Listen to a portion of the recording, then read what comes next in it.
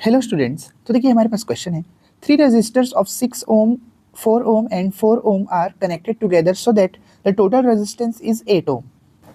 Draw a diagram to show this arrangement and give reason to justify your answer.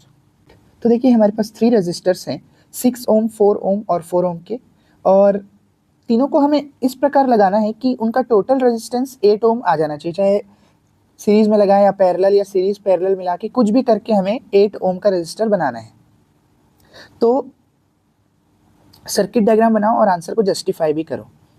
तो देखिए कैसे लगाएंगे। सबसे पहले तो चलिए अगर तीनों को सीरीज में लगाते, मान लो तीनों ही रेजिस्टर्स को सीरीज में लगाते तो क्या आ जाता आंसर। सीरीज में रेजिस्टेंस जुड़ जाते हैं तो 6 + 4 + 4 यानी कितना आ जाता 14 ओम।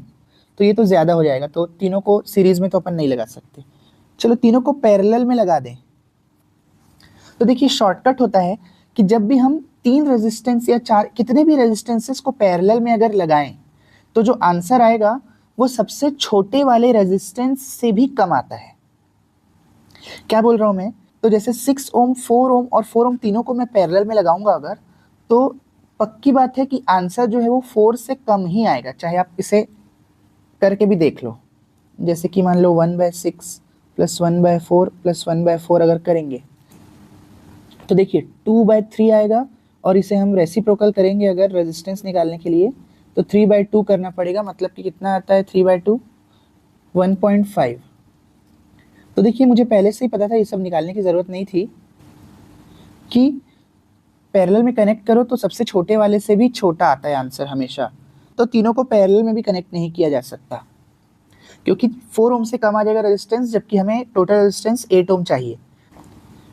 अब मैं क्या करता हूँ, देखिए 6 ओम और 4 ओम के रेजिस्टेंस को सीरीज में रखता हूँ और इसके पैरेलल में 4 ओम लगा देता हूँ। देखिए अभी भी वही वाला लॉजिक हमें यूज़ करना पड़ेगा। ये दोनों तो जुड़ के 10 ओम हो जाएंगे, लेकिन 10 और 4 इनका पैरेलल अगर सॉल्व करूँ तो फिर भी आंसर 4 ओम से छोटा ही आएगा। मतलब ये कॉम्बिनेशन भी मैं ट्राई नहीं कर सकता।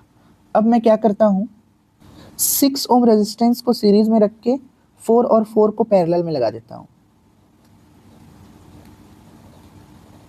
तो देखिए दो सेम रेजिस्टेंस पैरेलल में हो तो जो उनका इक्विवेलेंट रेजिस्टेंस है वो जस्ट आधा हो जाता है। यानी कि 6 ओम का रेजिस्टेंस है तो 4 और 4 का आधा 2 ओम हो जाएगा।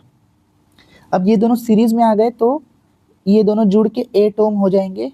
तो ये आंसर मेरा सही है, यानी कि मैं 4 और 4 ओम के रेजिस्टेंस को पैरेलल में लगाऊंगा और उसके साथ 6 ओम वाले को सीरीज में लगा दूंगा। अब अगर आपको ये आधा हो जाता है, नहीं समझ में आ रहा है, तो मैं आपको निकाल के भी दिखा देता हूँ। जैसे कि देखिए मैं इन दोनों को सॉल्व करके आपको बताता हूँ।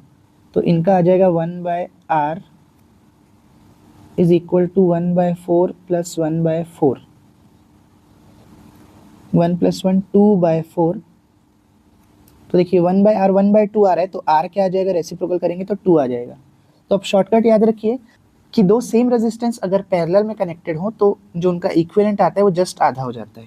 तो देखिए इसके सर्किट डायग्राम में ये वाला सर्किट डायग्राम आ जाएगा, और जस्टिफाई करने के लिए हमें ये कैलकुलेशन करके दिखाना है। तो हमारा आंसर जो है वो 8 ओम आ जाएगा। तो अगर आपको ये वीडियो अच्छा लगा हो और समझ में आया हो तो वीडियो को लाइक और चैनल को सब्सक्राइब ज़रूर करें। Thank you.